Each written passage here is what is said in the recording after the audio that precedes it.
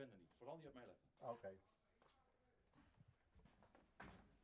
Wij willen hier heel graag blijven zitten, want het is een huis wat voor ons heel fijn is. We hebben heel veel activiteiten hier in het gebouw ook. En het zou zonde zijn als wij als Eilsters gewoon elders geplaatst worden. Dat willen we niet. Je gaat vooral niet vertellen wat... Ja, in tegenstelling tot Elkien zie ik wel degelijk mogelijkheden.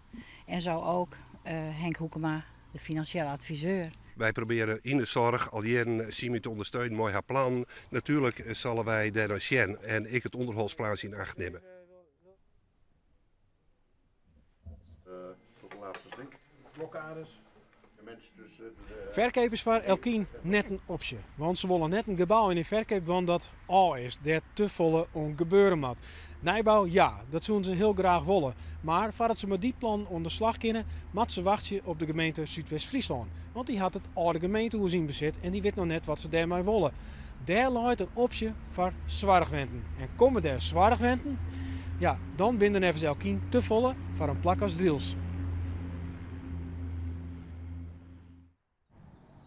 Wat voor mij belangrijk is, dat de mensen hier gelukkig zijn.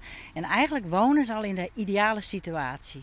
Als deze mensen tevreden zijn met wat hier is en met een beperkt onderhoudsprogramma kunnen we 50, 60 mensen blij maken en tevreden houden, dan hoeft het net alles nee.